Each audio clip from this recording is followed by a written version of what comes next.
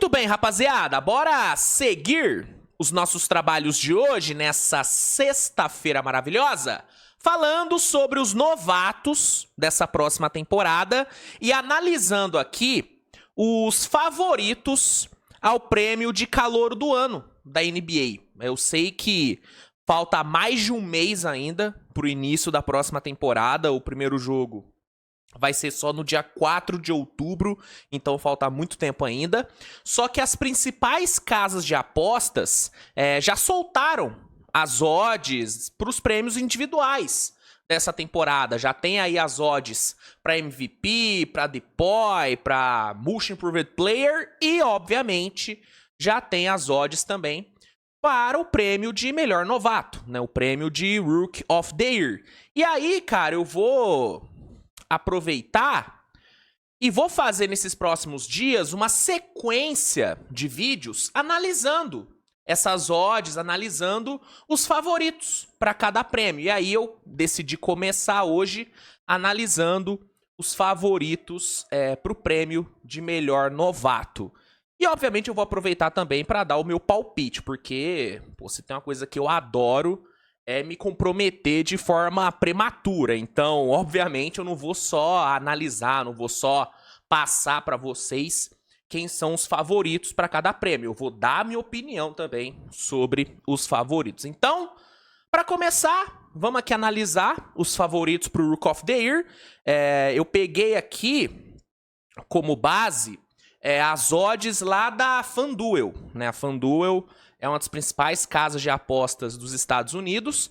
E aí eu peguei como base aí, né, as odds, as probabilidades lá do site. Então, sem mais enrolação, só vou pedir para você deixar o like no vídeo, se inscrever no canal e vamos lá começar com o grande favorito, que lá na FanDuel é o Reed Sheppard, do Houston Rockets. O Reed Sheppard, que foi pick 3 desse draft.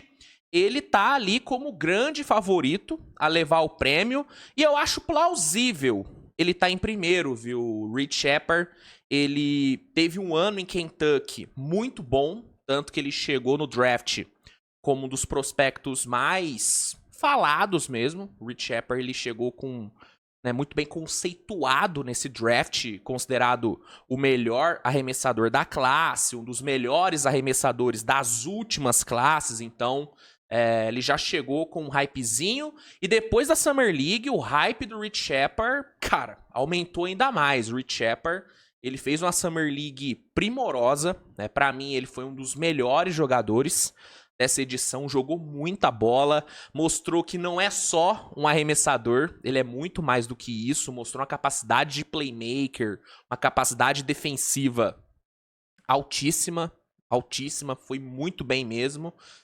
Pra mim, foi o melhor jogador do Houston na Summer League. Olha que o Cam Whitmore fez uma baita de uma Summer League, mas eu acho que o Reed foi melhor do que ele. E então eu acho que é plausível ele tá sendo cotado aí como favorito pela Summer League que ele fez e pela qualidade que ele tem.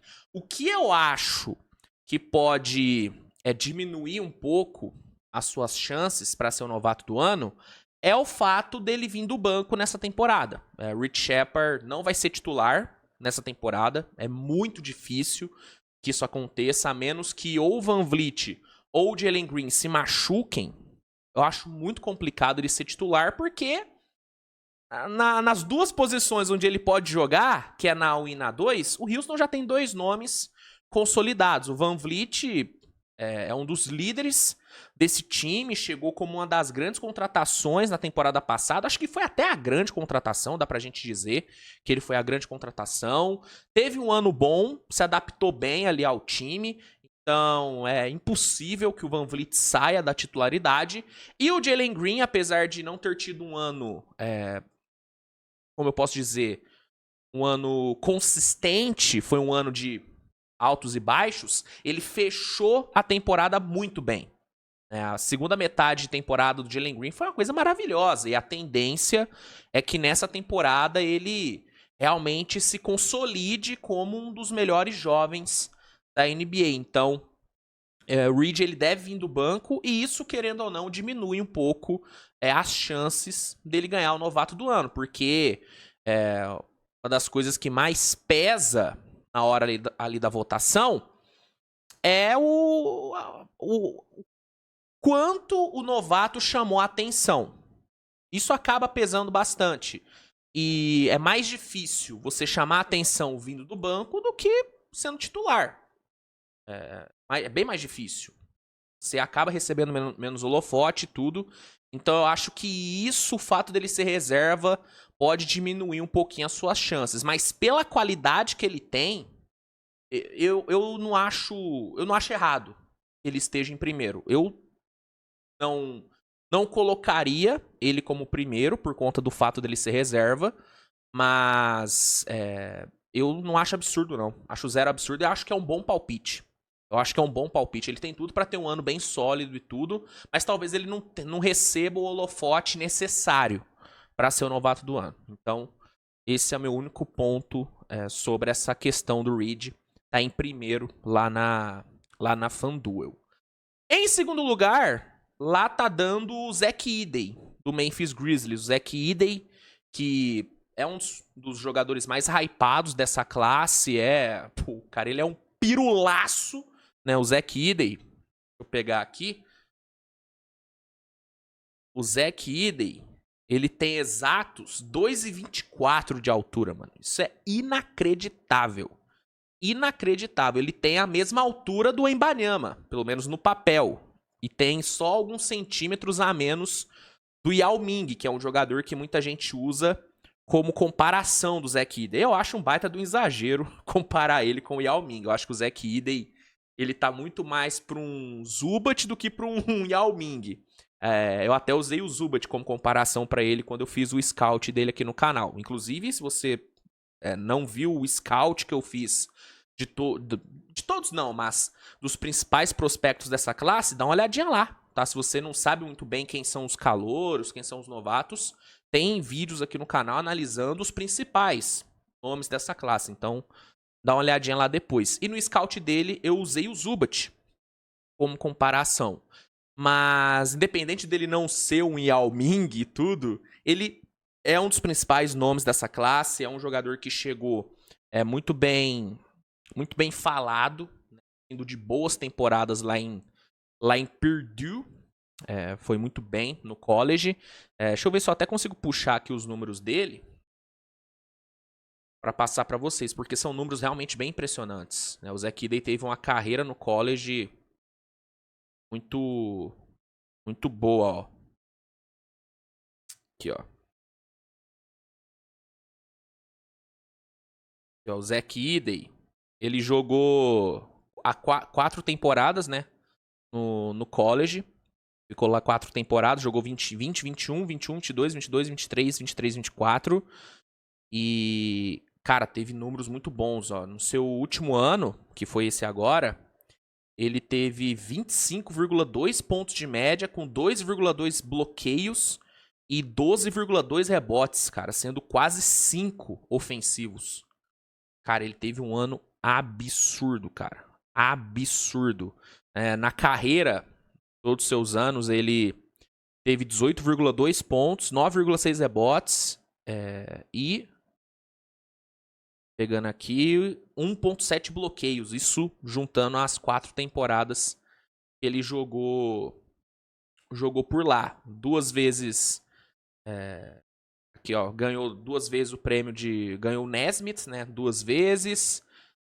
3 vezes All Big Ten. 2 vezes Big Ten Player of the Year. Cara, ganhou muita coisa, mano. Nossa senhora. Carreira enorme no college. Carreira enorme. Então, é um cara que chega com um nome grande e chega num time onde ele vai ter todos os minutos do mundo pra jogar, né? O Zach Edey, ele vai ser titular absoluto no Memphis Grizzlies. Logo no dia 1, ele vai ser titular, vai ser o pivô titular, e a menos que ele tenha um início desastroso, ele deve ser titular a temporada inteira pelo Memphis, porque o Memphis não tem opções ali no garrafão. Não tem muitas opções, então ele deve ser titular, e eu acho que isso deve pesar bastante a favor dele.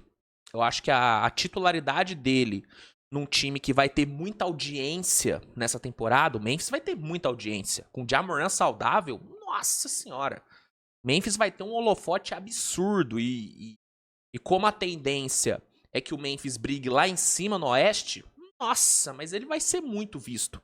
Zach Edey vai ser muito visto. E também tem a questão dele ter características que casam com esse time do Memphis. Zach Edey, por ser um cara alto pra caramba e tudo, mano, ele ali na sobra do JJJ na defesa, mas vai dar muito toco, vai pegar muito rebote. E ofensivamente, não acho que ele vai ter um volume de pontos tão grande assim, porque eu acho que falta recurso pro Zach Edey. Ele é alto pra caramba, mas ele não tem um refino técnico tão maravilhoso, então não acho que ele vai ter uma média de pontos tão alta, mas ele vai ter uma média de pontos legal. Acho que ele pode beirar os 10, 11 pontos de média nesse primeiro ano, porque servindo ali de opção ali no lobby, principalmente ali batendo pick and roll com o Ja Morant, cara, ele deve matar ali umas bolinhas, deve pontuar legal. Em situações de post no mano a mano, ele deve conseguir ali algumas cestas também, porque ele é muito alto, então ele vai tirar vantagem de muitos pivôs. Então, eu acho que o Edey, esse combo, titularidade, a altura dele, o nome que ele já chega com um nome grande, e o fato dele estar no Memphis, que vai ter muita audiência, eu acho que isso tudo vai ser vai colocar ele forte na briga. Eu acho que coloca ele forte na briga. É o meu palpite para Rook of the Year? Talvez seja, vou falar no final do vídeo. Mas já adianto que é um fortíssimo candidato. Por conta desse combo.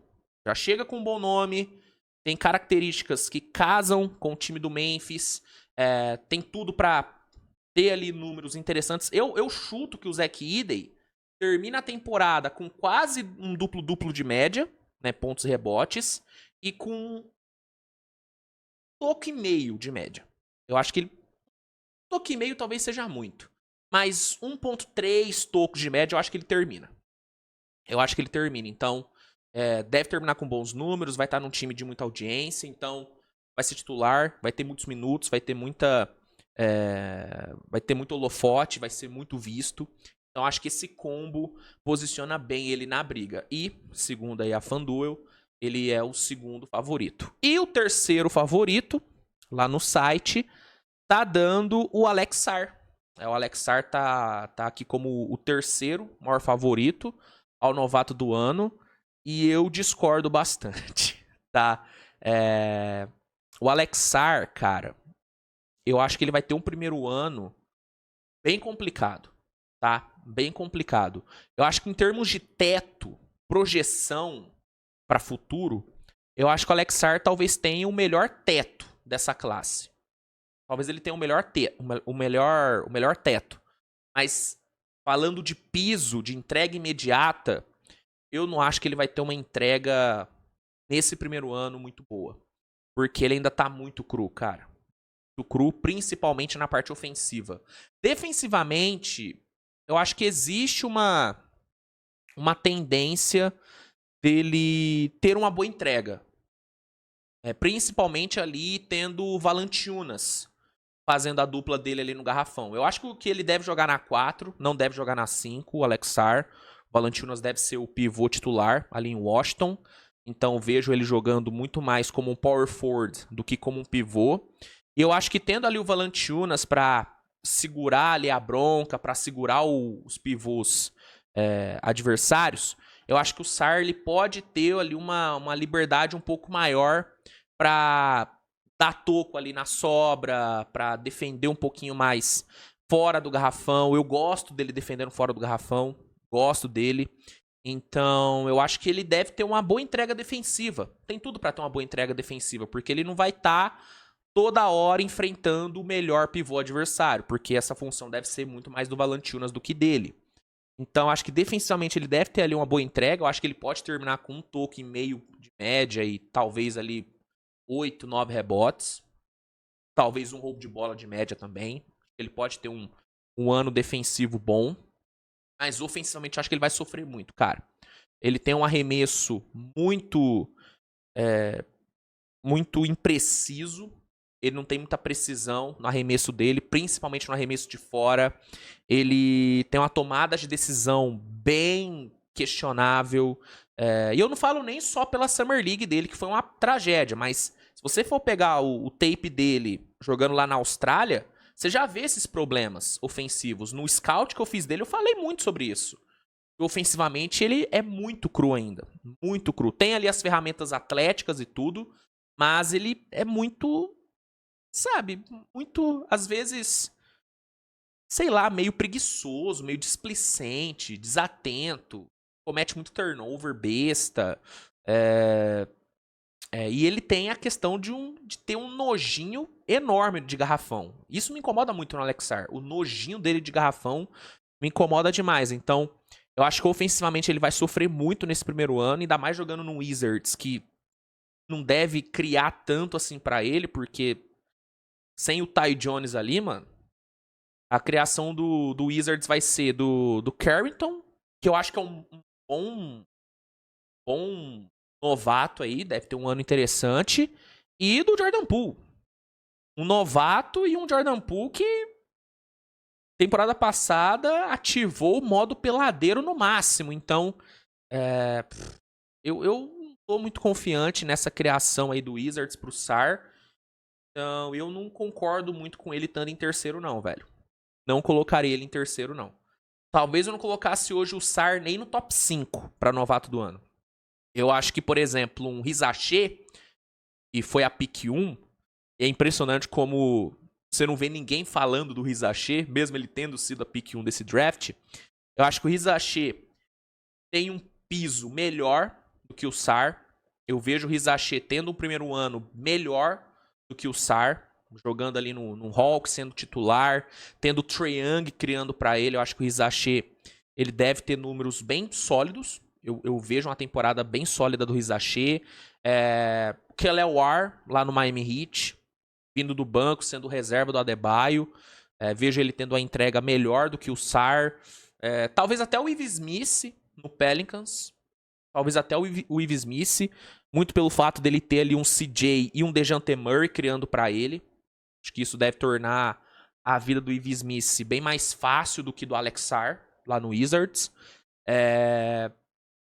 Dalton Knecht, do Lakers. Dalton Knecht, eu acho que deve ter um ano melhor. Pelo menos eu acredito que vai ter um ano melhor. Rob Dillingham, em Minnesota. Eu também colocaria ele na frente.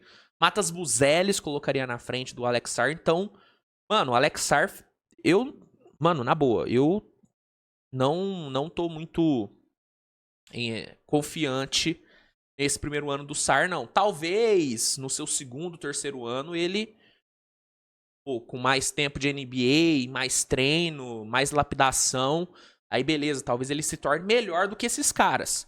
Mas hoje, eu coloco aí uma galera na frente do Alex Sarr. Mas, lá na FanDuel, ele tá em terceiro. Então, segundo a FanDuel, que, repetindo, é uma das maiores casas de apostas dos Estados Unidos, talvez seja até a maior, é que tem a DraftKings, né? Que é muito forte, muito grande também. Kevin Hart faz propaganda deles. Mas a FanDuel é muito grande. É muito grande. E segundo a FanDuel, esses são os 3 grandes favoritos ao Rook of the Year. Rich Shepard, Zach Edey e Alex Sarr. Os meus favoritos, o meu palpite para top 3 é Zach Edey em primeiro. O Zach Edey é meu palpite, por tudo que eu falei. O nome que ele já chega, o time que ele vai jogar, que tem ali que tem ali uma necessidade dele estar em quadra, então ele vai estar muito em quadra, vai ter muitos minutos, e é um time que deve potencializar o que ele tem de melhor, que é o seu tamanho, que é a sua vantagem física e tudo. Eu acho que isso torna o Zach Edey, para mim, hoje, o grande favorito ao novato do ano. Depois eu colocaria o Rich Shepard, pela qualidade dele. Eu acho que, pelo que ele mostrou na Summer League, em Kentucky, ele mostrou que ele tem tudo para ter um ano de calouro muito forte, mesmo vindo do banco.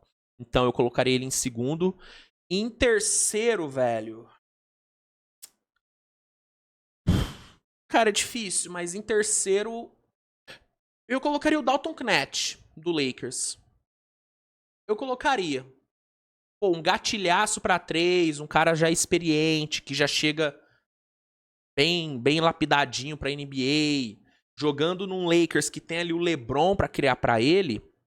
Eu acho que o Dalton Knecht ele pode ter um primeiro ano na NBA bem forte. E como ele vai estar jogando em Los Angeles, que potencializa tudo, eu acredito que se ele tiver, vamos lá,